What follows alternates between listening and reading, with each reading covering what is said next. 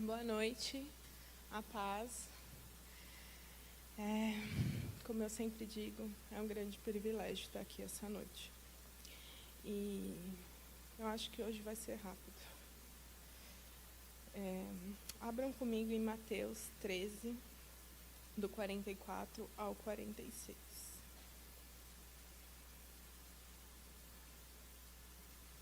A minha versão é NVT, tá? Então, a palavra de Deus diz assim: o reino dos céus é como um tesouro escondido que um homem descobriu num campo. Em seu entusiasmo, ele o escondeu novamente, vendeu tudo o que tinha e, com o dinheiro da venda, comprou aquele campo. O reino dos céus também é como um negociante que procurava pérolas da melhor qualidade.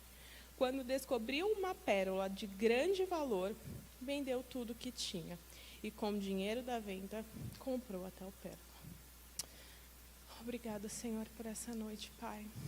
Obrigada por ter guardado as nossas vidas em meio a tanta atrocidade,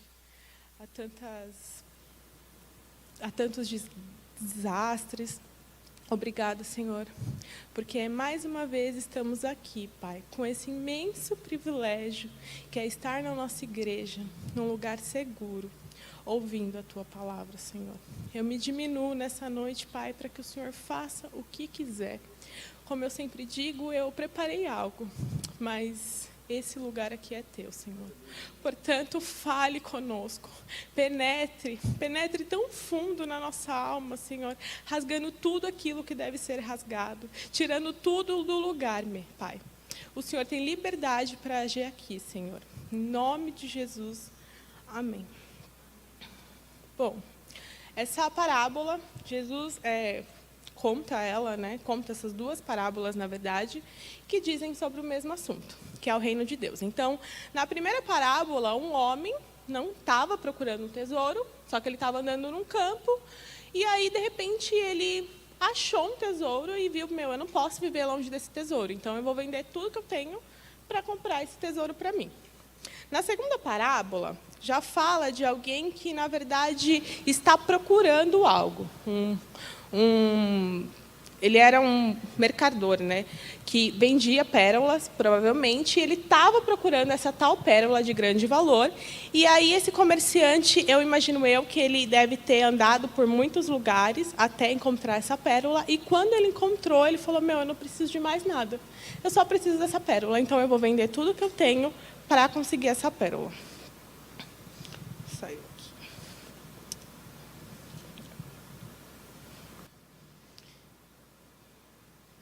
E aí eu dei uma pesquisada em alguns lugares, né, na verdade, para entender essa coisa da pérola.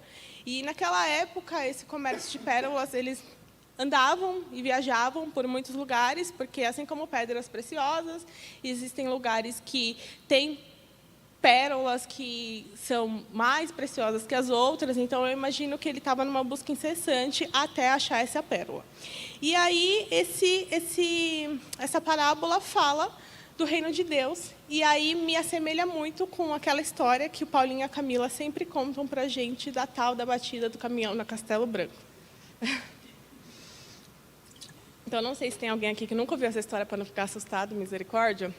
Eles falam que quando a gente tem um encontro verdadeiro com Deus, aquele encontro, aquele que você fala, qual foi o dia que você se encontrou com Jesus? Qual foi o dia que você falou, eu sou filho de Deus? É tão impactante como você estar no Castelo Branco e ser encontrado por um caminhão a 200 km por hora. Então, eu acredito que esse impacto que essa parábola está querendo dizer é isso, que homens sábios, quando encontram o reino de Deus, na verdade, quando são encontrados pelo reino de Deus, eles estão dispostos a sacrificar qualquer coisa por esse reino. E aí, eu vou comentar sobre uma coisa que aconteceu no sábado passado. Eu estava assistindo a 3ª temporada de The Chosen. Quem não assistiu The Chosen, assista, por favor.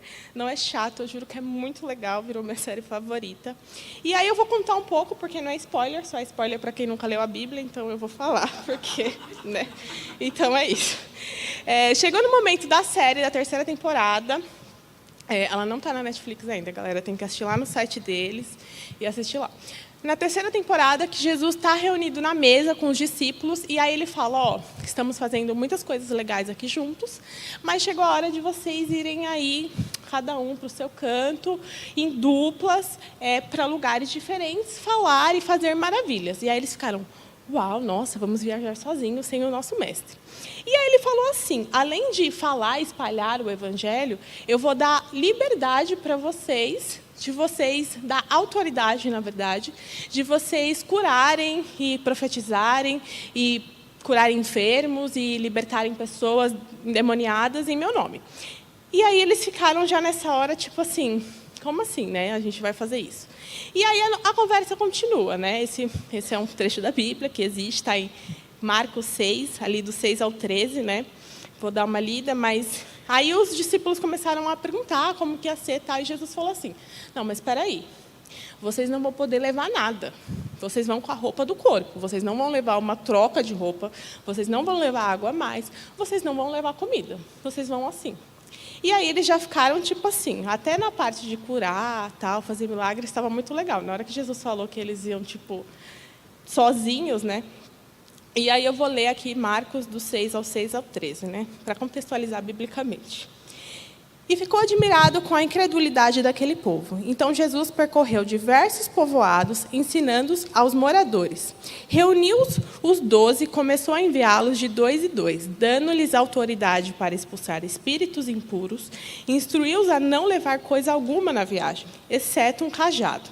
Não poderiam levar alimento, nem bolsa de viagem, nem dinheiro.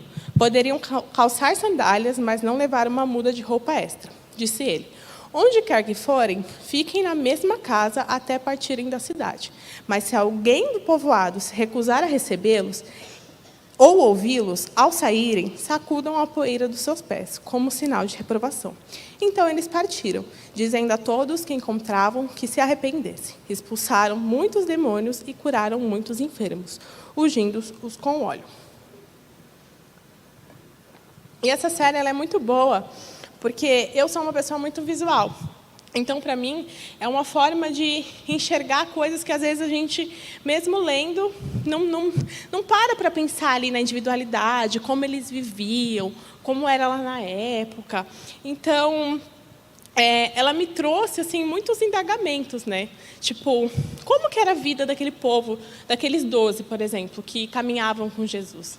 Eles não tinham uma vida gloriosa, eles não moravam em palácios. A partir do momento que eles decidiram seguir Jesus, eles praticamente, de fato, largaram tudo e foram seguir Jesus. Tem uma cena, inclusive, que mostra Jesus assim no quartinho dele, assim, e é um quarto simples, com uma caminha dura assim de madeira. E eu parei para pensar, meu Deus, o rei de todo o universo dormia num quarto desse. E aí, assim, a gente tem uma igreja que é ótima, a gente tem cadeiras, a gente tem ar-condicionado, a gente tem um bebedouro que sai água natural e água gelada. Eu tenho infinitas Bíblias na minha casa que eu posso ler quando eu quiser. Eu tenho saúde para buscar o Senhor todos os dias. E aí me vem aquele paralelo, né? Com pessoas que às vezes largam tudo quando encontram um verdadeiro tesouro. E aí eu parei para pensar, né, e entender qual era essa tal dessa pérola de grande valor, porque inclusive eu tinha lido essa parábola no devocional, estava lendo Mateus, e aí eu pensei assim uns dias antes nisso, e aí quando eu assisti essa cena, eu comecei a chorar assim, eu falei, meu Deus, que vida é essa que eu estou vivendo? Me veio um constrangimento tão grande de Deus, assim, um constrangimento tão grande, assim, eu sofri um impacto tão grande, porque eu falei, Senhor, que evangelho é esse que eu estou vivendo? E aí só me vinha na minha cabeça, eu quero viver uma vida que vale a pena. Eu quero viver uma vida que vale a pena. Porque nada disso aqui importa. Eu quero viver uma vida que vale a pena. Então eu chorava assim e falava com Deus, Senhor, como eu posso fazer mais? Como eu posso fazer mais diante de tudo isso? E eu fiquei muito constrangida. E aí nessa hora eu saí correndo, assim, meu celular estava longe de mim. Eu saí correndo e anotei no bloco de notas e falei, essa é a palavra do culto, que eu já estava mentalizando, e aí na hora veio, viver uma vida que vale a pena. E aí, diante de tudo isso, assim, depois eu orei com o Senhor, né? orei, assim, mentalizando isso, né? Pedindo para que o Senhor me mostrasse o que eu posso fazer de mais. Eu pedia que eu conseguisse ser fiel ao Senhor, ser uma serva fiel. Eu quero viver uma vida que, de fato, vale a pena, e para isso eu tenho que ter fidelidade com Deus. E aí eu pensei, Senhor, eu quero que o Senhor me olhe na minha vida, na minha mísera vida, e mesmo diante da minha rotina caótica, o Senhor olhe para mim e fale assim: eis aí a minha serva que é fiel. E aí eu fui procurar o significado de fidelidade no Google. Fiz uma grande pesquisa, como disse a Camille hoje na célula. Fidelidade significa constância nos compromissos assumidos com o outro. Característica do que é fiel, do que demonstra zelo e respeito por alguém ou algo. Lealdade. E aí me veio na cabeça um versículo de Paulo, que eu amo muito, assim, sempre falo dele, porque eu gosto muito, que também foi um exemplo de fidelidade, assim, na Bíblia. Que ele teve a tal da batida de caminhão no Castelo Branco, e a vida dele nunca mais foi a mesma, porque ele encontrou a pérola de grande valor. E está em 1 Coríntios 4, do 1 ao 2. Eu vou ler ela em duas versões. A primeira que eu vou ler está na NVT, então, se vocês quiserem pegar aí, 4, do 1 ao 2. 1 Coríntios 4, do 1 ao 2. Portanto, devemos ser considerados simples servos de Cristo, encarregados de explicar os mistérios de Deus, e de um encarregado espera-se que seja fiel. E aí eu vou ler na Almeida Atualizada. Assim, pois, importa que os homens nos considerem como ministros de Cristo e despenseiros dos ministérios de Deus. Ora, além disso, o que se requer dos despenseiros é que cada um deles seja encontrado fiel. E o que é um dispenseiro ou um encarregado? É alguém que administra bem, administra finanças. Eu acredito que, naquela época, um servo que administrava ali a casa de alguém. E olha o tamanho da nossa responsabilidade. Nós somos despenseiros do reino de Deus aqui na terra. Nós somos responsáveis pelo tesouro de Deus aqui na terra. Nós somos responsáveis pela tal da pérola de grande valor. E diante de tanta responsabilidade, o que o Senhor nos pede? Diante de tanta responsabilidade. Porque esse cargo, meus amigos, não é muito mais do que ser CEO, do que ser diretor, do que ser analista pleno, sênior e etc. O Senhor pede que nós tenhamos performance? Não. O Senhor pede que a gente tenha o QI de 168? Não. O Senhor nos pede diplomas, habilidades, dinheiro, um carro? Não. Ele pede para que nós sejamos encontrados fiéis. E o que é ser fiel a Deus? E aí eu fiquei me perguntando isso. E aí a gente só pode ir para o primeiro mandamento, que é ame teu Deus, de todo o teu coração, de todo o teu entendimento, de toda a tua força, de toda a tua alma, e ame ao teu próximo como a ti mesmo. E aí me vem aquele trecho na cabeça de um diálogo de Jesus e Pedro, ali depois que Jesus já tinha sido crucificado, já tinha ressuscitado, depois daquela cena da praia, que eles estavam andando lá, tipo, ó céus, ó terra, cadê o mestre? E aí eles já estavam juntos ali à mesa, Jesus já tinha se sentado com os discípulos, com algum deles, na verdade. E aí eu fico imaginando Pedro, que tinha um temperamento um pouco forte, assim, explosivo, cheios de vontade, cheios de eu quero assim, é do meu jeito. E aí eu imagino que após tudo que ele tinha feito, quando ele negou Jesus, quando ele saiu correndo e não ficou com Jesus como ele tinha prometido, ele falava que ele era quem mais amava o Senhor, que ele jamais abandonaria o Senhor. Então eu imagino que o coração dele estava em pedaços. E aí, o diálogo está em João 21, 15 até o 17. E diz assim: depois da refeição, Jesus perguntou a Simão Pedro: Simão, filho de João, você me ama mais do que estes? Sim, Senhor, respondeu Pedro. O Senhor sabe que eu o amo, então alimente meus cordeiros, disse Jesus. Jesus repetiu a pergunta. Simão, filho de João, você me ama? Sim, Senhor, disse Pedro. O Senhor sabe que eu o amo, então cuide das minhas ovelhas, disse Jesus. Pela terceira vez ele perguntou. Simão, filho de João, você me ama? E Pedro ficou triste, porque Jesus fez a pergunta pela terceira vez e disse, o Senhor sabe de todas as coisas, sabe que eu o amo. Jesus disse, então alimente as minhas ovelhas. É impossível ser fiel a Deus se a gente não vive o primeiro mandamento e o segundo. Um está ligado no outro.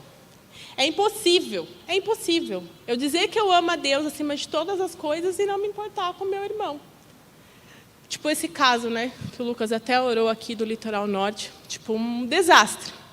E às vezes a Karen até comentou sobre isso na célula, a gente às vezes fica, mediante uma situação dessa, como que eu posso ajudar?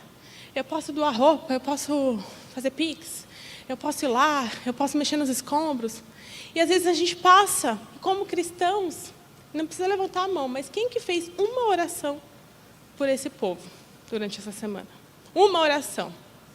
Senhor, proteja os seus. Senhor, guarde aqueles que estão sem nada. Senhor, cuide das crianças. Senhor, cuide das viúvas. Porque é isso que o Senhor nos pede. Se você encontra a pérola de grande valor e vive como alguém que sofreu esse grande impacto, e você é um despenseiro de Deus, você automaticamente vive os 2 primeiros mandamentos. Então, ser fiel a Deus é muito mais do que fugir do mal. É muito mais do que ser bonzinho.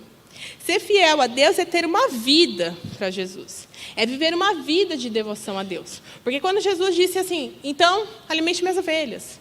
Então, cuide dos cordeiros. A gente sabe, porque Pedro teria uma grande responsabilidade na igreja, né, depois. Mas o Senhor quer que a gente seja ativo no reino de Deus. E aqui eu não estou falando de quem peca mais ou quem peca menos, de quem tem pecadinho ou pecadão, de quem mente mais, quem mente menos, quem é virgem, quem não é, quem é ruizinho, quem é bonzinho. Porque hoje a gente é muito enganado assim, pela nossa rotina, né? Às vezes a gente pode achar que porque a gente está na igreja, a gente vem num culto, num domingo ou num sábado, porque a gente, né, eu sou um cristão. E aí, às vezes, se Jesus voltasse hoje, pode ser que ele não encontrasse a gente sendo fiel a ele. Porque quem vive fielmente a Deus, vive uma vida que vale a pena ser vivida. A sociedade atual, ela tem muitos conceitos do que é uma vida que vale a pena. Uma vida que vale a pena. O que é uma vida que vale a pena hoje para a sociedade? Se você não é rico, se você não tem assim, um cargo enorme numa empresa multinacional, se você não tem casa própria, se você não tem o carro do ano, se você não é lindo, com limpo HD, com botox, com não sei o quê, você, né, não é tudo isso. E aí, quando a gente olha para a realidade de Jesus ali naquela época, o próprio Filho de Deus nasceu numa manjedoura. Numa manjedoura. E não é um problema você ter todas essas coisas, não é isso que eu estou querendo dizer. Mas se ter todas essas coisas é a nossa maior qualidade, aí é um problema. Ou se a gente vive em função de ter essas coisas, aí é um problema. E aí, eu volto a comentar do impacto que eu sofri no último sábado. Eu sentia que a minha vida nunca mais ia ser do mesmo jeito, depois do encontro que eu tive com Jesus naquele sábado. E não que eu nunca tinha tido encontro com Jesus, mas o Senhor me trouxe para um lugar de tanta nudez, assim, que eu falei, Senhor, quem eu sou? O que eu tenho sido? E aí eu só conseguia pensar, não importa o que eu vou ser aqui na Terra. Não importa onde eu vou morar, não importa o carro que eu vou ter, não importa o tanto de dinheiro que tem na minha conta. Nada disso importa. Nada disso importa, porque tudo isso aqui vai acabar. Daqui 100 anos, pode ser que ninguém saiba que eu existi. Se Jesus não tiver voltado antes, se todas as pessoas que eu amo, que eu conheço, já tiverem morrido, etc., pode ser que ninguém saiba que eu existi. Tudo isso aqui vai passar. Assim como impérios caíram, O Império de Roma caiu. Os grandes reinados caíram. Os grandes políticos de 10 anos atrás, 20 anos atrás, caíram. Mas existe um reino que nunca cairá. E é por esse reino que a gente tem que viver. Quando tudo isso acabar, depois que talvez eu morrer, se Jesus não voltar antes, como diz o pastor Caio, eu espero que ele volte antes disso. Depois que tudo isso acabar, o Senhor não vai me perguntar: Maiara, quanto de dinheiro que você tinha na sua conta? Ele vai me perguntar: você foi uma serva fiel, filha?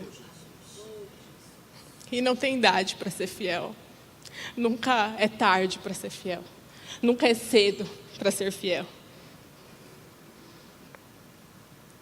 Se quando a gente encontra a pérola de grande valor, a gente vive como se nada mais importasse. E aí está a diferença de alguém que encontra a pérola de grande valor e vive como se nada disso importasse mais. Vive o impacto, ou se a gente quer viver como o tal do jovem rico, que podia ter caminhado com Jesus e escolheu ficar com as suas riquezas. Eu quero viver uma vida que vale a pena. E sobre, até uma curiosidade dessa palavra, do valer a pena, né? Eu já estava com essa... O título, a palavra nem estava pronta, tipo assim, eu sabia que o título era esse.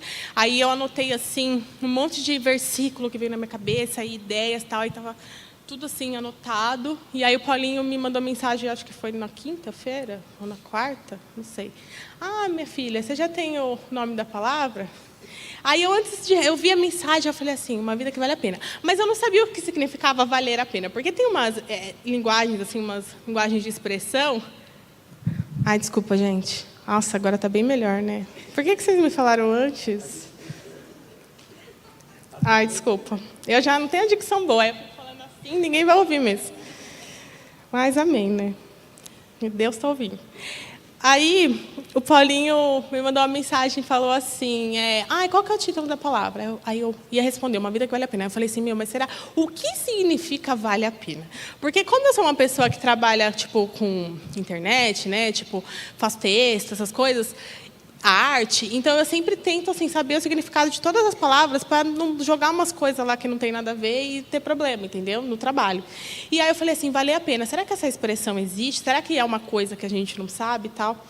E aí eu fui procurar, né, o que significava valer a pena. Aí eu joguei exatamente assim no Google.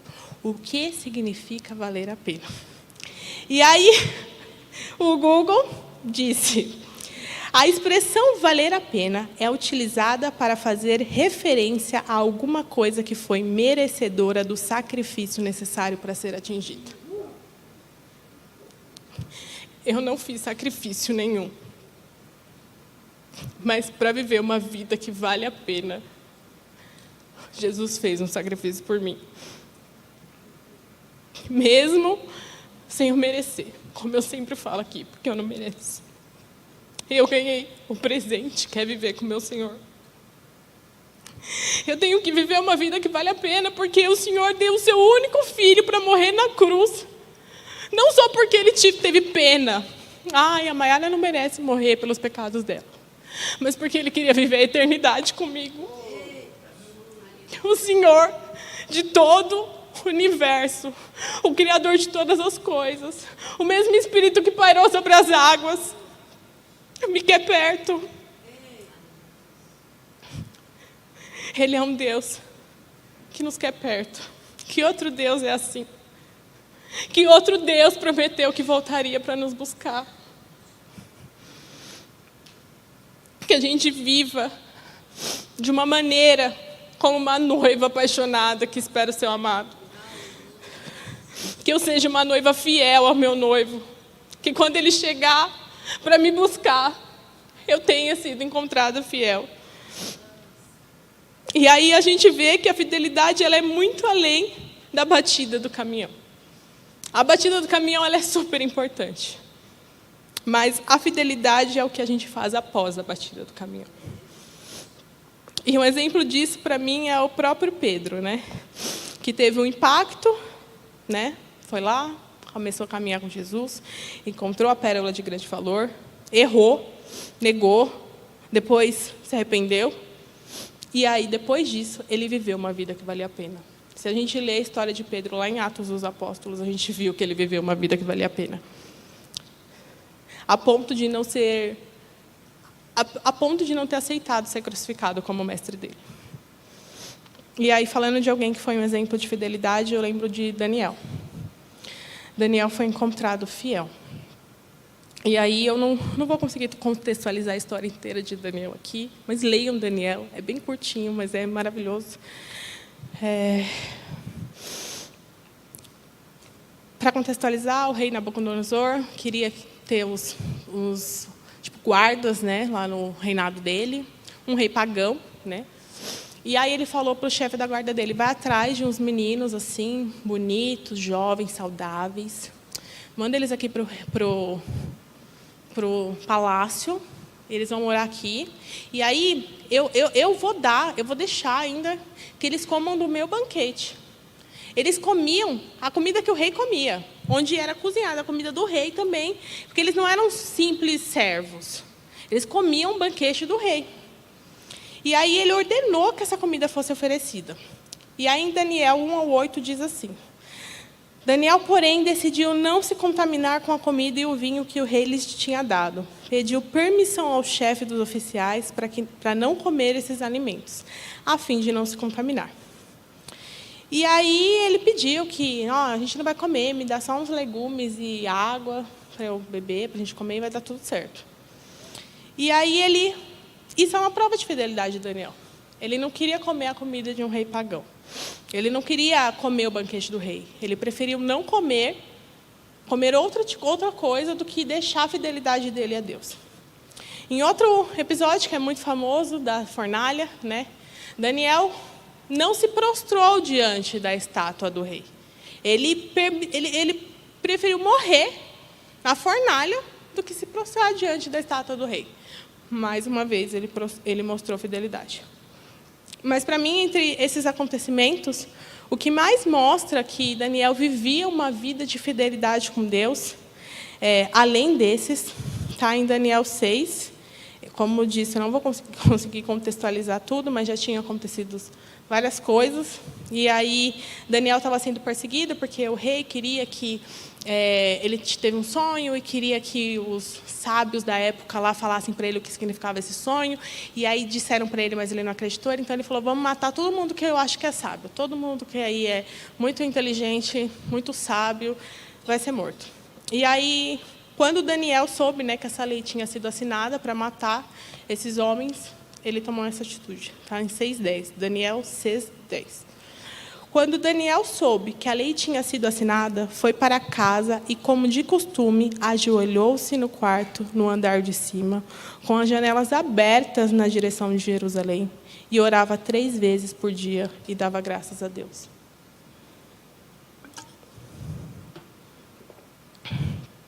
Daniel ele não foi somente encontrado fiel quando ele não se deleitou no banquete do rei ou quando ele não se prostrou, mas quando ele tinha uma vida de devoção a Deus. Ele orou 3 vezes por dia. Ele buscava esse Deus. Então, é isso que eu peço para nós essa noite, que a gente viva uma vida de devoção a Deus. Que a fidelidade de Deus não seja mostrada somente quando a gente fala, eu amo a Deus, mas que eu viva isso todos os dias. Porque a nossa vida cristã, ela é muito marcada por esse impacto de ter encontrado Jesus, ter encontrado a pérola de grande valor. A vida das pessoas que estão na Bíblia, às vezes também foram marcadas por isso. A gente tem histórias de pessoas que tiveram grandes encontros com Jesus. Mas as histórias, elas são marcadas como as pessoas viveram após esse encontro. A maneira que elas conheceram Jesus era importante, mas a maneira como elas viveram após esse impacto foi mais importante ainda. Nada mais importa, além de viver para o nosso Senhor. Nós não podemos nos contentar de viver no natural. Não é para isso que a gente foi chamado.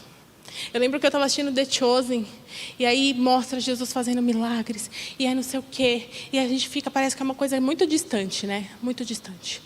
E cura enfermo, e levanta morto, e aí mandou os discípulos, e aí quando ele mandou os discípulos, eu olhei para a cara do meu noivo, ele pode provar, falei, a gente pode fazer isso, eu posso curar pessoas, Porque a gente vive como se isso fosse algo muito distante, como se isso só estivesse ali na Bíblia. Como se isso só existisse aqui. Foi uma história. Não, isso não é uma história. Isso não é uma historinha. Isso é a realidade. A palavra de Deus, ela é viva. A gente pode fazer isso, a gente tem que viver de maneira sobrenatural. A gente, como cristão, tem que parar de normalizar viver de maneira natural. Porque está tudo com livre acesso para a gente fazer. A gente não foi chamado só para fugir do mal. A gente foi chamado para viver prostrado por Deus todos os dias. Viver uma vida de devoção a Deus todos os dias. A gente costuma usar, né, nesse negócio de internet, o negócio do básico bem feito. Fazer o básico bem feito. Isso para tudo, né? Eu estou tentando levar uma vida mais saudável agora, né? E aí eu falo assim, não, é o básico bem feito. É comer bem, treinar, tomar água, é o que eu falo, o básico bem feito. Tem coisa na vida que dá para a gente fazer o básico bem feito que dá certo. Mas no Evangelho não tem básico bem feito. Ou é tudo feito, ou é nada feito. Quando eu estava no pecado, eu estava afundada no pecado. Eu estava no lamaçal do pecado. Mas quando o Senhor me transportou para o reino dele de amor... E aí, como dizem Romanos, que não foi combinado, Paulinho, na hora da oração, leu aqui, Romanos 5, do 8 ao 10, diz assim: mas Deus nos prova seu grande amor ao enviar Cristo para morrer por nós, quando ainda éramos pecadores. E uma vez que fomos declarados justos por seu sangue, certamente seremos salvos da ira de Deus por meio dele. Pois se quando ainda éramos inimigos de Deus, nosso relacionamento com ele foi restaurado pela morte do seu Filho. Agora que já estamos reconciliados, certamente seremos salvos por sua vida. Nós éramos inimigos de Deus. Nós pertencíamos à ira de Deus. Você já parou para pensar o que é pertencer à ira de Deus? A ira de um Deus que criou todas as coisas. O que é ser inimigo de Deus? O pecado nos faz inimigos de Deus.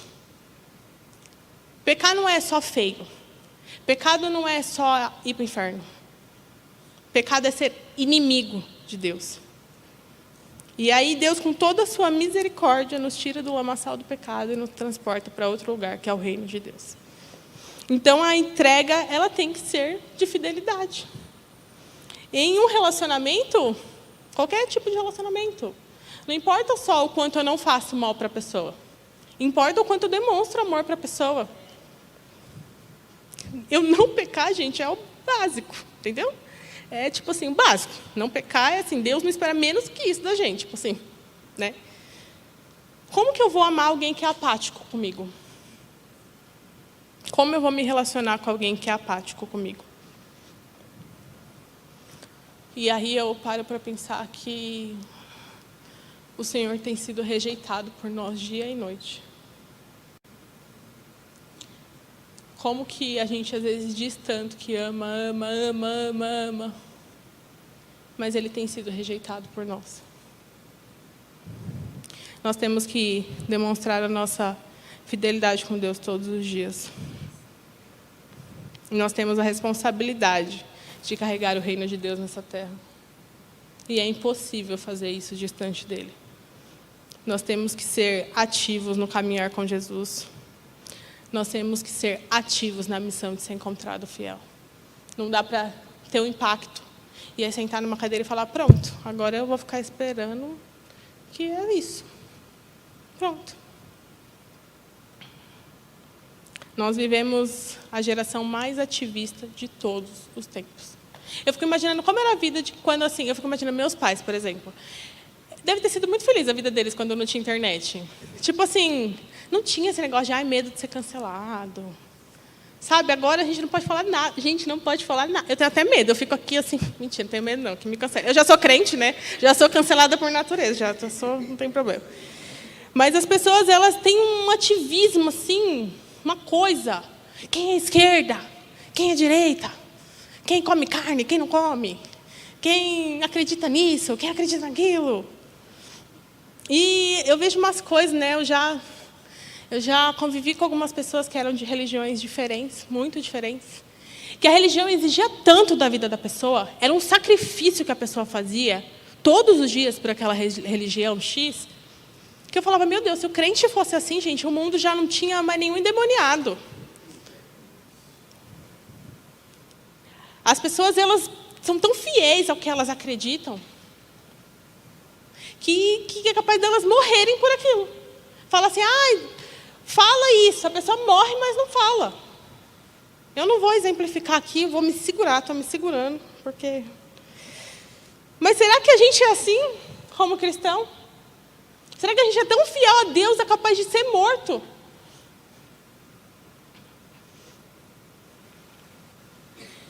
Nós precisamos entender a nossa ordem de prioridade. Nós precisamos, de fato, viver como se o primeiro mandamento fosse a prioridade na nossa vida.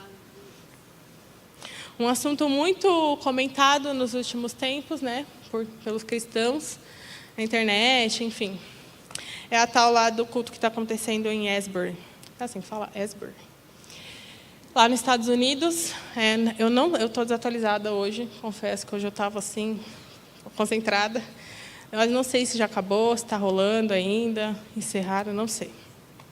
Mas aí, uma falação danada, uma bênção, a gente falando que é errado, a gente falando que é certo. Eu não estou nem aqui para falar o que é avivamento, que não é isso que eu quero falar.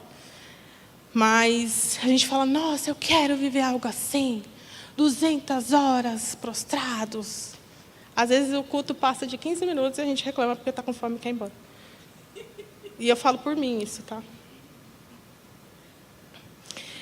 A gente tem que buscar o Senhor de um modo como se nada importasse. Porque eu acredito que se eles estão vivendo aquilo, se eles viveram, não sei se já acabou, não sei. É porque não é por conta dessa busca de 200 horas. Não é porque a tal pessoa chegou lá para pregar e aí depois começou. Porque deve ter sido uma busca diária. É só olhar para a igreja do povo de Atos, né, em Atos dos Apóstolos. É buscar sem cessar. É buscar como se nada mais importasse, porque nada mais importa. Assim como, eu não vou lembrar o versículo agora, mas assim como lá em Atos, tem um versículo que diz assim que dois varões, anjos, chegaram e falaram para o povo lá, por que vocês estão olhando para o céu? Ele disse que ia voltar, ele vai. Tipo assim, gente, vai orar, sabe? Não fica, Jesus vai voltar, faz sua parte. Ora. E eles foram agraciados com a presença do Espírito Santo porque eles buscaram. Não adianta a gente achar que a gente vai vir uma vez na igreja por dia e aí vai acontecer um avivamento. Se o Senhor quiser, vai. Mas a gente tem que fazer a nossa parte de buscar diariamente. E aí, voltando para Daniel, alguns capítulos depois, em 9:20, do 21 ao 23, está escrito assim: continuei a orar e a confessar meu pecado e o pecado do meu povo, de Israel, suplicando ao Senhor, meu Deus, por Jerusalém, seu santo monte. Enquanto eu orava, Gabriel, que eu tinha visto na visão anterior, veio a mim depressa, na hora do sacrifício da tarde. Assim que você começou a orar, foi dada uma ordem. E agora estou aqui para lhe dizer qual foi essa ordem. Pois você é muito precioso para Deus. Ouça com atenção para entender o significado da sua visão. Para contextualizar um pouco, Daniel estava passando por uma crise, porque ele não estava ouvindo a resposta de Deus. Tal. E aí o anjo veio e falou, assim, você é muito amado por Deus. Você é muito precioso por Deus. Essa é uma vida que vale a pena. Mas não é só Daniel que é amado por Deus. Paulo, você é amado por Deus. Camila, você é amado por Deus. Eu sou amada por Deus. Essa é a nossa pérola, meus irmãos. Essa é a nossa pérola. Essa é a nossa grande responsabilidade. O amor do Criador de todo o universo está sobre nós. Nós estamos vivendo sobre um reino que nunca acaba. Um reino que não vai cair. Um reino que não depende de política. Um reino que não depende de nada. Porque a glória de Deus está sobre nós. Um reino inabalável. Apesar de todas as nossas ruindades, apesar de todas as nossas crises, apesar de todas as nossas sujeiras, de todas as nossas malezas, Ele nos ama. E Ele prometeu que vai voltar. Que outro rei fez isso? Que outro rei fez isso? O Senhor quer se relacionar com a gente. E aí eu só volto a me fazer a pergunta: eu estou sendo fiel a esse amor? Eu estou sendo fiel a esse Deus? E aí, se o louvor quiser subindo, estou terminando, para finalizar. Daniel 12, do 1 ao 3, está escrito assim: Nessa época, Miguel, o grande príncipe que guarda seu povo, se levantará. Haverá um tempo de angústia como nunca houve, desde que as nações vieram a existir nesse tempo. Porém, todos de seu povo que tiverem o nome escrito no livro serão salvos. Muitos dos que estão mortos e enterrados ressuscitarão, alguns para a vida eterna e outros para a vergonha e a desonra eterna. Os sábios brilharão intensamente como o esplendor do céu, e os que conduzem muitos à justiça resplandecerão como as estrelas para sempre. Que em meio a toda essa escuridão, a gente possa fazer parte desses que resplandecerão para sempre. Que a gente seja encontrado fiel, meus irmãos. Que no meio da nossa rotina caótica, a gente seja encontrado fiel. Que no meio das nossas orações, a gente seja encontrado fiel. Que no meio das nossas leituras da Bíblia, a gente seja encontrado fiel. Que nos nossos relacionamentos, a gente seja encontrado fiel. Que nas nossas redes sociais, a gente seja encontrado fiel a Deus. Que na nossa vida de segunda a sexta, a gente seja encontrado fiel a Deus. Que na nossa vida na igreja, a gente seja encontrado fiel a Deus. Que a gente sirva para ser fiel. Que através da nossa vida, por intermédio de Jesus, muitos sejam conduzidos a Deus. Muitos sejam conduzidos à justiça. Porque o reino de Deus, ele não é só para nós. Tem muitos que não estão fazendo parte dele. E essa é a nossa parte. Essa é a nossa parte. Que sejamos ativos e participativos no que o Senhor quer da gente aqui.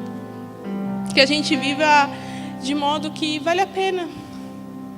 Que vale a pena. Que a gente pare para pensar qual tem sido a nossa prioridade.